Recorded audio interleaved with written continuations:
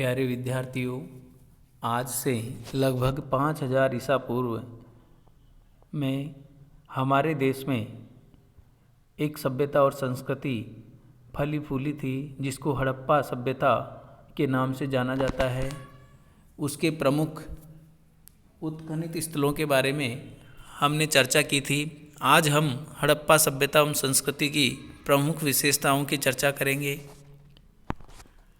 हड़प्पा सभ्यता की प्रमुख विशेषताओं में सबसे उत्कृष्ट जो विशेषता थी वो थी यहाँ का नगर नियोजन, अर्थात हड़प्पा वासी नगरों को बसाने से पहले उनकी योजना बनाते थे, पहले प्लान करते थे और उसके बाद में बस्तियाँ बसाते थे।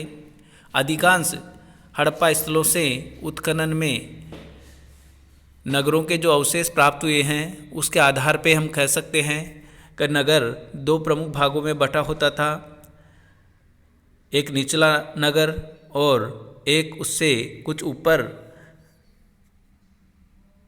मिट्टी से चबूतरा बनाकर उसके ऊपर बनाया गया नगर होता था। निचला नगर पूर्व दिशा में बसा होता था और जो दूसरा नगर होता था वो पश्चिम दिशा में बसा होता था, जिसको पश्चिमी टीला कहा जाता था।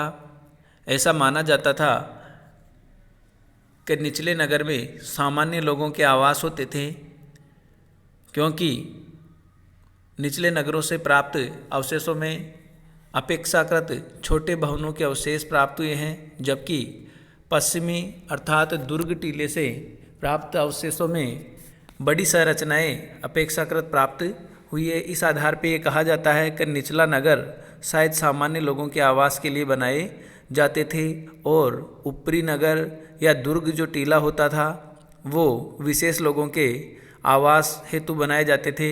दोनों ही नगर अलग अलग सुरक्षा प्राचीर से घिरे होते थे।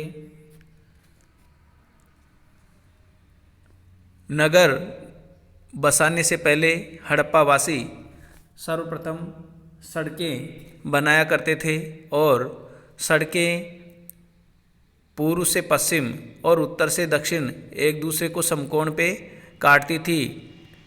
प्रमुख सड़क 9 से 10 मीटर चौड़ी होती थी, जबकि छोटी सड़कें लगभग 6 मीटर चौड़ी हुआ करती थी और गलियों की जो सड़कें होती थी वो लगभग 2 मीटर के लगभग चौड़ी हुआ करती थी। और उस समय सड़कें कच्ची ईंटों, मिट्टी और मृदभांडों के टुकड़ों की सहायता से बनाई जाती थी और विशेष बात सड़कों की सफाई हेतु समुचित व्यवस्था भी की जाती थी। खुदाई में सड़कों के किनारे कचरा पात्रों के अवशेष भी मिले हैं।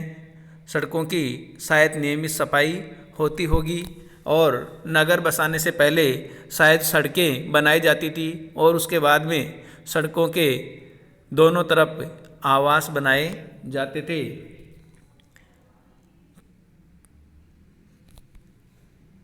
दूसरी महत्वपूर्ण विशेषता नगर नियोजन की जल निकासी प्रणाली थी, जिसके लिए सिंधु घाटी सभ्यता या हड़प्पा सभ्यता का विश्व में प्रमुख स्थान है।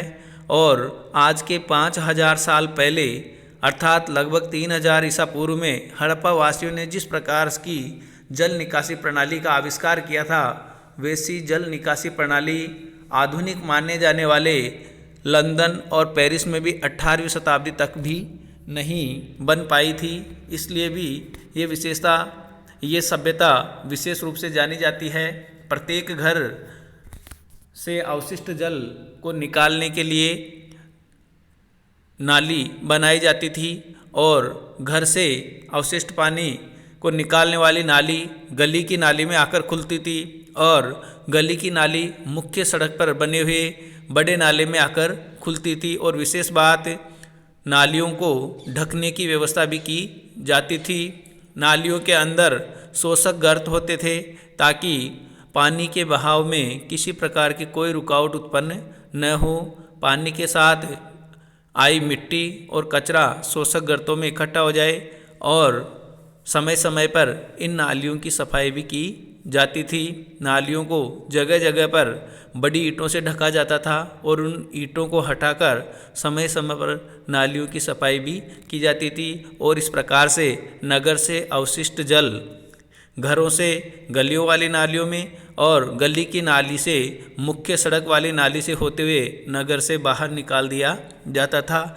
इस प्रकार से सिंधु घाटी सभ्यता की जल निकासी प्रणाली अपने आप में एक अद्वितीय प्रणाली थी, जिसके लिए इसको जाना जाता है। इसी प्रकार सिंधु घाटी सभ्यता या हड़प्पा सभ्यता से प्राप्त भवनों के अवशेषों के आधार पे ये कहा जा सकता है कि भवन सड़कों के दोनों तरफ बनाए जाते थे, परंतु सड़क का मुख्य दरवाज़ा मुख्य सड़क की तरफ न खुलकर गली की तरफ खुलता था। साथ ही साथ भवन का मुख्य द्वार भवन के बीचों बीच न होकर एक तरफ कोने में होता था, जहां से भीतर का आंगन दिखाई नहीं देता था। साथ ही साथ भवनों में 2 या 3 कमरे होते थे छोटे भवनों में, जबकि बड़े भवनों में इससे अधिक कमरे भी होते थे।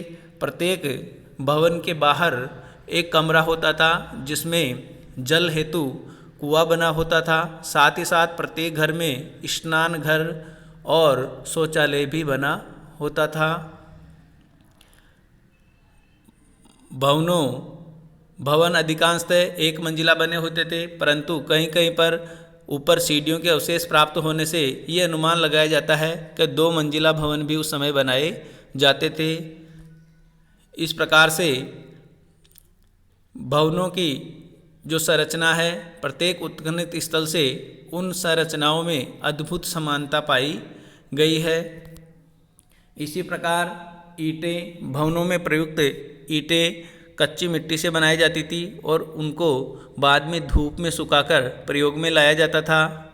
सबसे बड़ी विशेषता सभी उत्खनित स्थलों से प्राप्त ईंटों की लंबाई, चौड़ाई और ऊंचाई में अद्भुत समानता पाई गई है और उनका अनुपात लंबाई इंटू चौड़ाई इंटू ऊंचाई 4:2:1 होता था।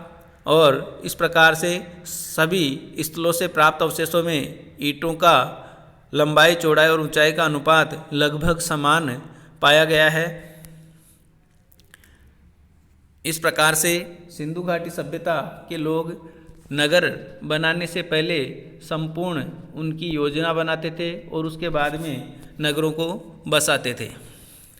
सिंधु घाटी सभ्यता की दूसरी प्रमुख विशेषता है वहाँ का सामाजिक जीवन। सामाजिक जीवन की अगर बात करें तो प्राप्त अवशेषों के आधार पर ये कहा जा सकता है कि उस समय समाज में वर्ग विभाजन मौजूद था। कुछ आवास छोटे पाए गए हैं और पास में ही कुछ आवास बड़े आवासों के अवशेष पाए गए हैं, जिनके आधार पर अनुमान लगाया जाता है कि छोटे आवास साधारण व्यक्तियों के होंगे और बड़े आवास या संरचनाएं जो है विशिष्ट व्यक्तियों के रहे होंगे। साथ ही साथ नगरों के चारों तरफ 4 दीवारी या परकोटा बना होने के आधार पर यह भी अनुमान लगाया कि समाज में शायद एक योद्धा वर्ग भी रहा होगा, जिसका प्रमुख कार्य नगर की सुरक्षा से संबंधित कार्य रहा होगा।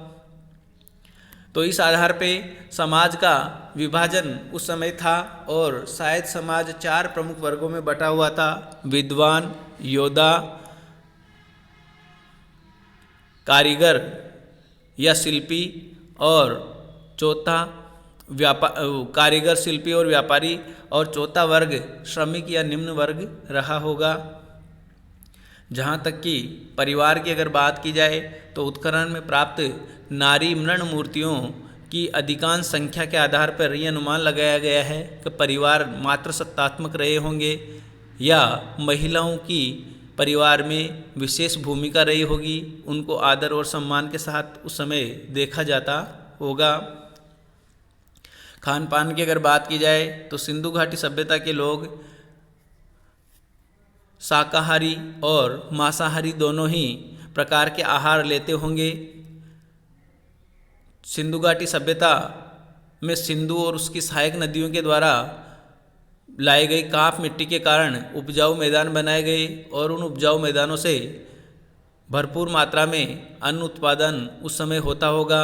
गेहूँ, जौ, चावल, तिल, दलहन, खजूर और विभिन्न प्रकार के फल और सब्जियों की खेती उस समय वो लोग करते होंगे और उनको खाद्यान्न के रूप में प्रयोग करते होंगे। साथ ही साथ दूध और दूध से बने हुए व्यंजनों का प्रयोग भी सिंधु घाटी सभ्यता के लोग करते थे।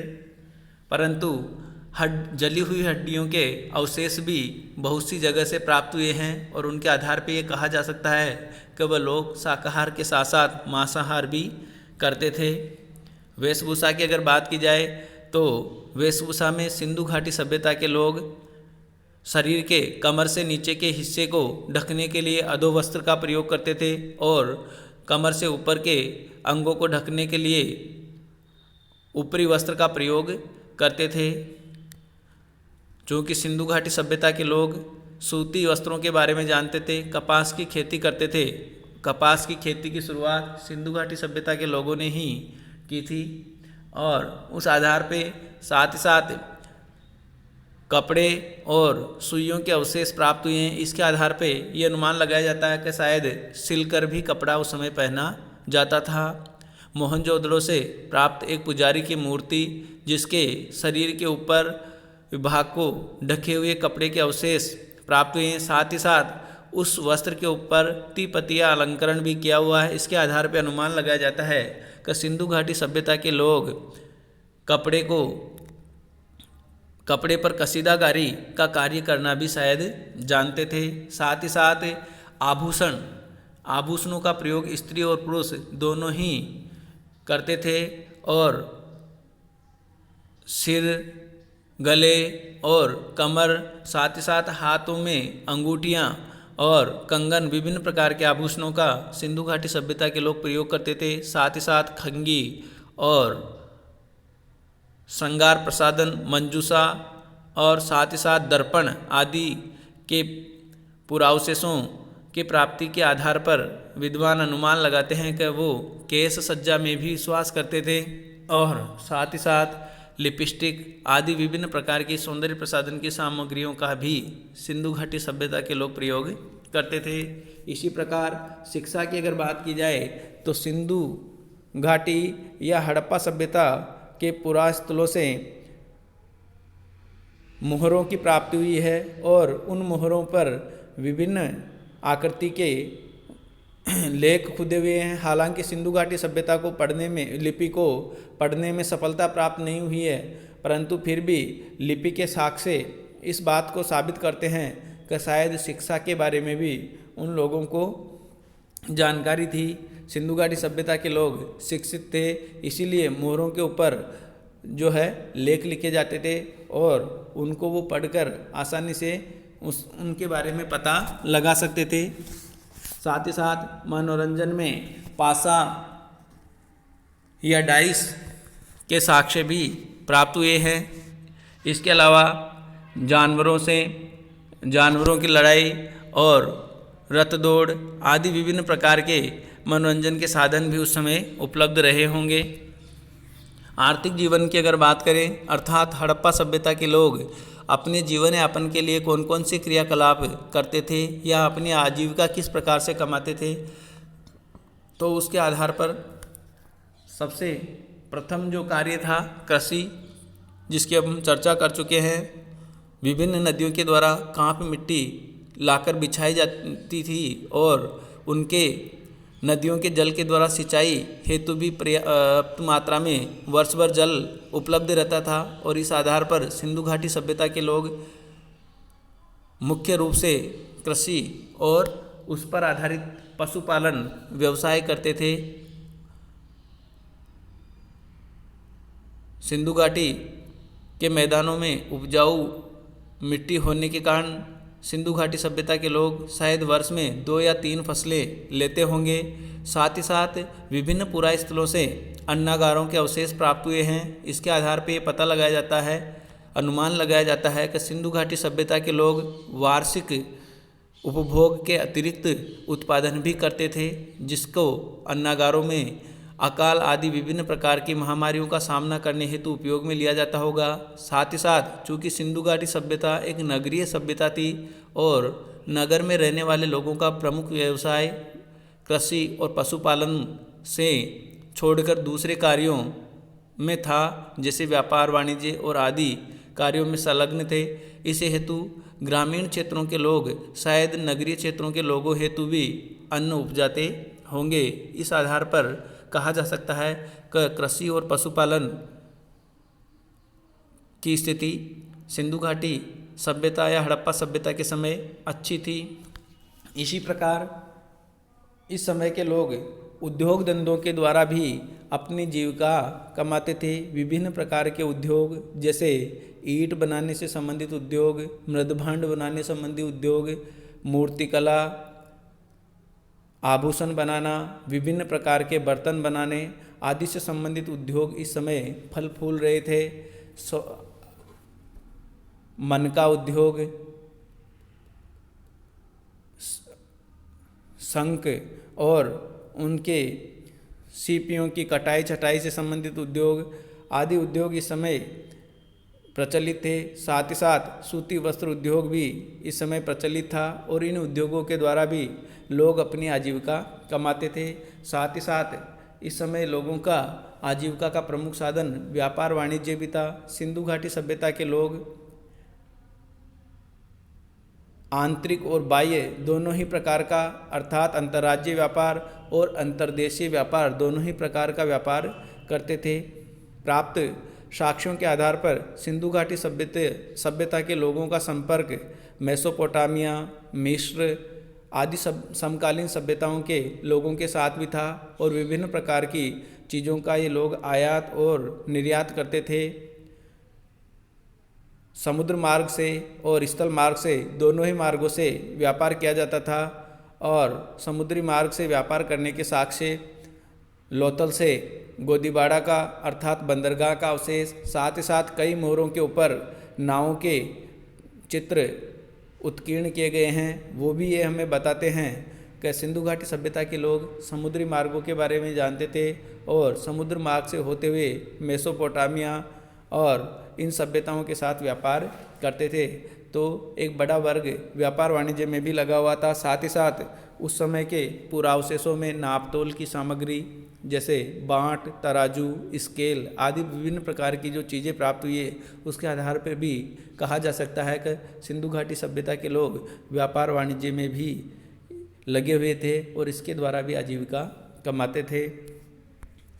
इसी प्रकार धार्मिक जीवन की अगर बात की जाए तो सिंधु घाटी सभ्यता के लोग मातृ देवी की पूजा करते थे, क्योंकि उत्खनन में बहुत संख्या में मिट्टी की नारी मूर्तियाँ मिली है। साथ ही साथ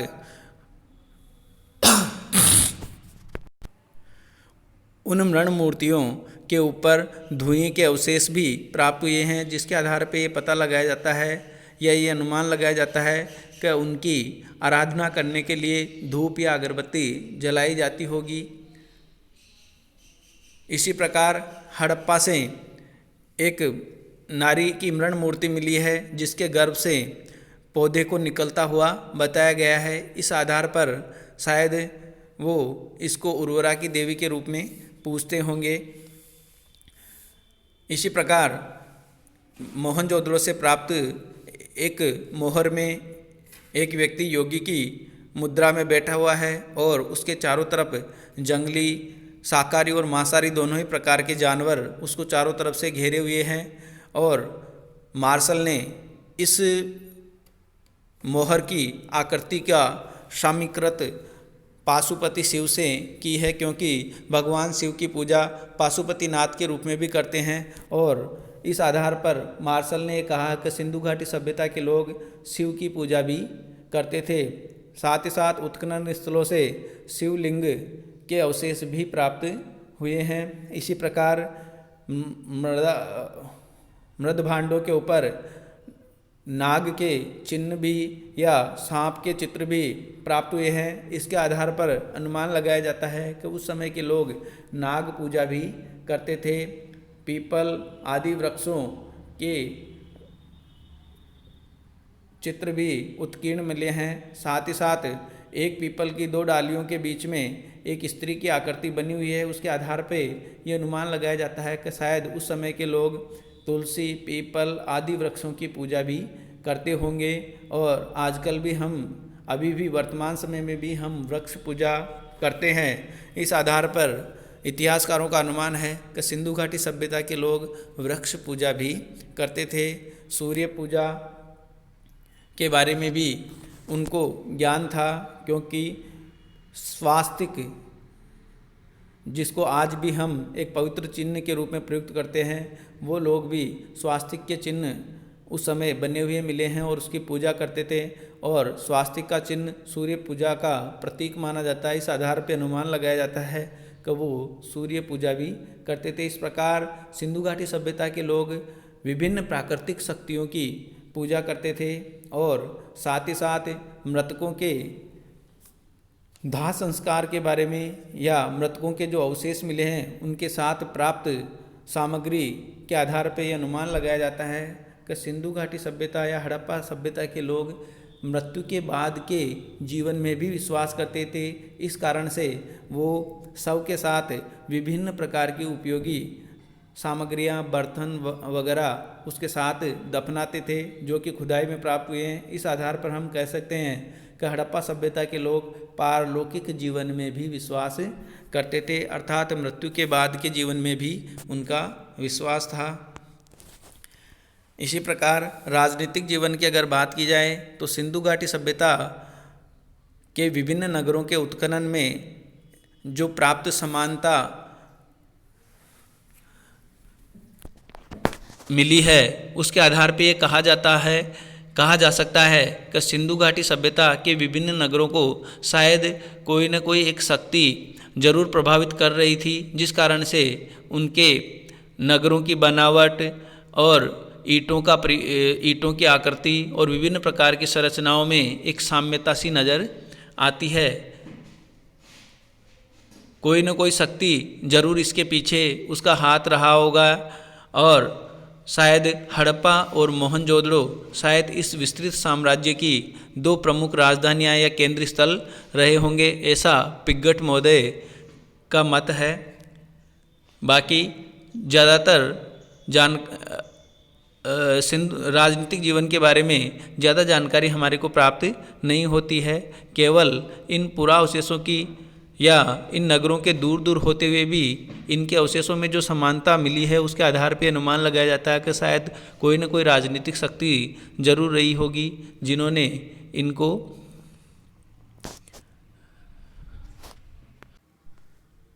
नियंत्रित किया होगा। धन्यवाद।